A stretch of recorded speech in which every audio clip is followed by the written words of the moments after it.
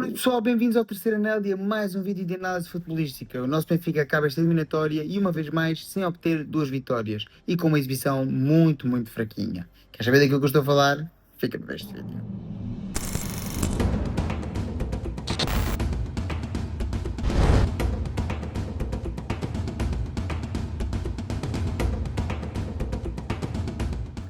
Pois é, meus amigos, o nosso Benfica deslocava-se até o Tiny Cast Stadium em Edimburgo para defrontar o Hearts na segunda mão da terceira pré-eliminatória da Liga Europa. O Benfica tinha ganho por 6-1 no Estádio da Luz, levava uma vantagem bastante confortável e precisava apenas de não sofrer um descalabro, por assim dizer, para marcar presença no play-off de acesso à Liga Europa, que infelizmente o Benfica esta noite não merecia se fosse pela partida de hoje, mas enfim, é o que há.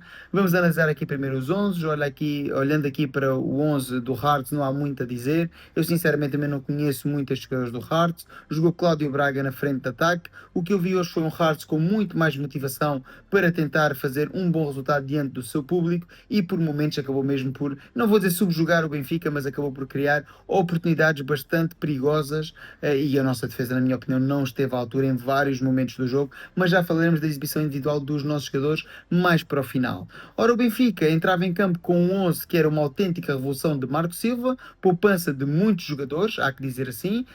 A equipa do Benfica, como podemos ver aqui por este 11, era uma equipa completamente diferente daquilo que estamos habituados, com várias alterações, com José Neto à esquerda, tendo assim a sua primeira titularidade e oportunidade também de mostrar serviço. Depois tínhamos Dedic à direita, que regressava depois de uma semana com muita polémica, com muitos rumores de mercado. No centro da defesa tínhamos Manu e Lenglet e depois na segunda parte viria então Tomás Araújo para o lugar de Lenglet para jogar com Manu, que fez toda a partida e sinceramente até não jogou mal, embora tenha deixado ali algumas situações um pouco a desejar. Depois no meio campo jogava então Enzo Barrenechea ao lado de Rios com Sudakov, uma vez mais a insistência de Sudakov na titularidade. Depois tínhamos Luque Bacchio à direita, Sheldrup à esquerda, ou seja, aqui dois alas completamente diferentes daquilo que nos tem habituado nos últimos jogos, e jogavam na frente com John Duran. Dito isto, o Benfica entrou bem. Eu gostei da forma como o Benfica entrou no jogo, a pressionar muito, a tentar roubar a bola ao adversário logo na saída de jogo. O Benfica queria marcar cedo, ou pelo menos era essa a sensação. Um Benfica a ir para cima do adversário, um Benfica a tentar marcar o golo, um Benfica a tentar criar ocasiões, mas isso durou sensivelmente um quarto de hora. A partir daí, já o Hearts começou a equilibrar as contas ali na pressão do meio campo. No entanto, eu acho que o Benfica acabou a primeira parte sendo a equipa mais perigosa. O Benfica que teve dois cruzamentos muito perigosos na primeira parte, inclusivamente com o Sudakov podia ter inaugurado o marcador, mas chega tarde à bola, quando já não tinha ninguém, absolutamente ninguém na frente. Reus estava completamente batido e o Benfica podia ter inaugurado o marcador. E depois numa boa jogada pelo corredor contrário, desta vez pela esquerda, com o centro para a área, a ser Dedic a cabecear a bola e quase a marcar o golo, mas a bola acabaria por embater na trave. Assim sendo, quando olhamos para as estatísticas da primeira parte, ora, vemos que o Benfica teve 69% na posse no tilt, ou seja, no terço ofensivo, 156 no overall de campo. O Benfica que teve 24 ações na área adversária contra apenas 4 do Hearts, sendo que o Benfica efetuou 10 remates contra 1, sendo nos quais 3 contra 1 nos enquadrados, sendo que o Benfica teve 5 cantos contra 0 do Hearts. Sinceramente, eu achava que o Benfica ia vir muito mudado para a segunda parte, pois eu achei que o Benfica não teve a prestação que devia ter tido na primeira parte a jogar com uma equipa do nível do Hearts, sou muito sincero, e assim sendo, pois Marco Silva apenas fez uma substituição, foi a alteração do defesa central, retirando então Lenglet de campo e pondo Tomás Araújo. Na minha opinião, a defesa piorou, e fruto disso mesmo foi como o Benfica entrou na segunda parte e que houve várias situações de perigo por parte do Hearts, algumas delas com a equipa do Benfica a ficar completamente a ver cruzamentos para a área da direita, da esquerda, os centrais não chegavam lá, o guarda-redes não saía e foi uma autêntica vergonha ver o Benfica andar ali a sofrer e depois até que o Benfica começasse a equilibrar as contas defensivas, demorou algum tempo. O Benfica sofreria um gol numa jogada que começaria na direita como ataque ao Hearts, fazendo uma cueca ao nosso defesa esquerdo José Neto e depois a bola a chegar ao corredor central de um disparo de Magnusson, indefensável. Aqui não há culpa nenhuma para Samuel, um tiro do meio da rua, um autêntico golaço. O Benfica, que já tinha sofrido um golo no início da segunda parte, mas que foi anulado por fora de jogo, que a defesa tinha ficado completamente a apanhar Bonés, tal e qual como o nosso guarda-redes. Desta vez acho que a defesa ficou a dormir, mas o guarda-redes não tinha qualquer hipótese e foi um excelente golo à passagem do minuto 76. O Benfica demoraria apenas um minuto a responder, uma boa jogada pela esquerda com a bola a chegar a Luque Bacchio fora da área e este com um remate de pé esquerdo raso à base do poste esquerdo de Royce, acabaria então por pôr o empate final na partida. O Benfica, que até ao final pouco mais criou. Marco Silva ainda fez algumas substituições, fez entrar Prestiani, fez entrar Kaminski, fez entrar Rafa, fez algumas alterações no meio campo, pôs então Barreiro, mas o Benfica, apesar de controlar a posse de bola, o Benfica apresentou um pouco ou nada futebol em termos artísticos. Houve muito mais duelos do que propriamente jogadas de cariz técnico. Vimos um Benfica muito espesso. Eu sinceramente não gostei nada da exibição. Estive em um Acho Longo. O que salvou o Acho Longo foi lá está o convívio com os benfiquistas à distância, porque realmente a partida a mim deixou muito a desejar, sinceramente. Quando olhamos para as estatísticas finais, ora, vemos então aqui um Benfica que melhorou no que toca à posse de bola no tilt, ou seja, no terço ofensivo, com 76%, 59% no campo inteiro. O Benfica que teve 49 ações na área adversária para 11 do Hearts. O Benfica que disparou 20 vezes contra 5 da equipa da casa, sendo das quais 5 contra 3 nos remates enquadrados. No que toca a cantos, o Benfica teve 11 contra 0. E o Benfica só é esmagador aqui nos cantos, até porque nos remates, se pensarmos numa equipa contra uma equipa como o Hearts, o Benfica rematar 5 vezes em quadrado é muito pouco, na minha opinião.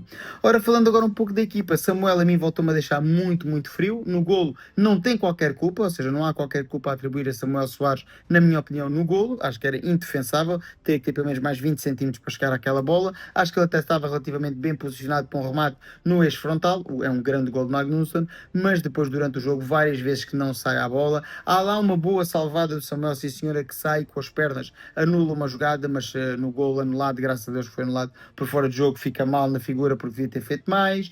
Há vários cruzamentos para a área que não sai, há ali duas bolas que passam mesmo a arder a cerca de 1 metro e que ele não sai, fica parado na linha de golo. Continuo a dizer que o melhor para o Benfica era mesmo vender Trubin e emprestar Samuel, porque o Samuel a mim deixa muito frio. Acho que está muito verde com 24 anos para ser o titular do Benfica. O mesmo se pode começar a dizer de José Neto. Acho que o José Neto, mas aí é completamente entendível, é a primeira vez que é titular com o Marco Silva e acho que até é a primeira vez que é titular num jogo assim de cariz mais importante, ou seja, não é nenhum jogo importante da Liga onde ele tenha jogado titular, nem muito menos nas competições europeias. Voltou-se a ver um José Neto muito nervoso, o que é perfeitamente normal. Estamos a falar de um miúdo com recém-cumpridos 18 anos, e assim é normal, irá crescer com o tempo, irá aprender dos erros, mas a mim eu acho que o José Neto tem potencial para crescer nesta equipa. É preciso também jogar mais minutos, mas hoje não teve uma boa exibição. Dedic, aqui o contrário do José Neto, é um jogador muito mais experiente. Esperava um melhor jogo de Dedic, acho que fez uns bons minutos iniciais a servir muitas vezes de solução no carril direito e depois foi perdendo fulgor até final da partida, e no final da partida para mim já um final muito titubeante. Dos centrais, gostei de Lenglet na primeira parte, Manu jogou quanto basta, o Tomás não entrou nada bem na partida, acho que teve uma segunda parte bem pior do que a primeira parte de Lenglet, na minha opinião. Manu foi o melhor dos três centrais, o mais acertado, digamos assim, mas mesmo assim ficou nas covas 2 ou 3 vezes e isso é preocupante, pois falta ainda muita velocidade, não sei se há uma vez a voltará a ter, pelo menos para jogar neste setor do terreno. Barrenechea não teve uma partida positiva, tal e qual como Rios, mas acho que do meio campo ninguém teve partida positiva. O próprio Barreiro até entrou bem no jogo, mas rapidamente se diluiu, ou seja, no meio campo não houve nenhum jogador a brilhar. De Sudakov vou falar no fim. Luque Bacchio entrou bem, entrou fulgurante, depois teve para aí uma hora apagado e depois apareceu bem no final para marcar o gol, mas tentou algumas diagonais, tentou alguns dribles. É um Luque Bacchio a crescer. Vamos lá ver se Marco Silva realmente conta com o jogador belga ou irá ser mais uma venda neste mercado. E depois Sheldrup entrou com vontade de mostrar serviço, mas também não foi um bom jogo da parte de Sheldrup. Depois dos jogadores que entraram, Rafa Silva teve pouco tempo para se mostrar, igual que Kaminski, com um quarto de hora para o final. O Benfica, já numa altura que estava desligado do jogo, é bastante complicado e acabaram por não acrescentar nada à partida. Prestiani foi claramente o melhor substituto, ou seja, dos que saltaram do banco, foi aquele que teve mais impacto no jogo. Tentou criar várias diagonais, vários jogo interior, jogadas de jogo interior com Sheldrup e conseguiu bastante bem articular, quer com o jogador norueguês, quer também com John Duran. John Duran já também falarei a seguir. Para mim, o pior elemento do Benfica, para ir pela quarta ou quinta partida consecutiva, uma vez mais, Sudakov, que voltou a beneficiar de 1 hora de jogo e não fez rigorosamente nada, a não ser 2 passos na primeira parte. É muito, muito pouco. Eu dizia no direto há pouco que até podia ser um jogador que não tem assistência, não tem golo, mas é um jogador que veicula todo o jogo ofensivo, é um jogador que recupera bolas, é um jogador importantíssimo na ocupação dos passos. Não. Não é nem uma coisa nem outra. Ele não marca, ele não assiste, ele não cria jogo, ele não recupera bolas, ele não ocupa eficazmente o espaço tático da equipa, ele não oferece soluções de passe, ele não oferece soluções de jogo. É um jogador completamente amorfo e neutro, quer no mecanismo ofensivo, quer no mecanismo defensivo do Benfica. E uma vez mais, para ir pelo quinto ou sexto jogo consecutivo, é o pior elemento do Benfica em campo, na minha humilde opinião. Haverá pessoas que gostam muito do Sudakov e eu não estou a pôr aqui em causa, eu não digo que o Sudakov seja um flop, como já disse outrora de outros jogadores. Simplesmente não está a funcionar e Marco Silva não é capaz de ver isso. Depois, falta falar daquele que para mim foi o melhor jogador do Benfica. Não é que seja um MVP, porque tenha sido muito importante no resultado, mas foi para mim o jogador com mais garra e mais atitude. E estamos a falar de John Duran, que jogou ponta de lança e recuperou várias bolas no eixo central, no meio campo. Nós estamos a falar na frente, a fazer pressão, que isso fez muito bem. Apareceu a dar linhas de jogo, diagonais, teve 2 remates na primeira parte, fruto de 2 boas desmarcações. Infelizmente, um saiu frouxo à figura e o segundo saiu para fora, mas ele desceu ao meio campo, ele recuperou, ele chegou a recuperar uma bola a meio da segunda parte, na cabeça da área, ou seja, ele desceu para vir recuperar a bola na cabeça da área, passou ao central e correu para a frente. Ou seja, de atitude e garra não há nada a dizer de John Duran. Evidentemente que tem que melhorar imenso, tem que começar a ocupar de forma mais eficaz o espaço na dianteira, mas para mim, em termos de atitude, é o jogador claramente a dar aqui o shout-out hoje e a dizer que esteve em destaque, na minha opinião. Marco Silva, por fim, acho que a ideia do 11 era boa, rodar os jogadores e dar minutos a jogadores de cariz mais importante, começar a dar minutos importantes, caso de Sheldrup,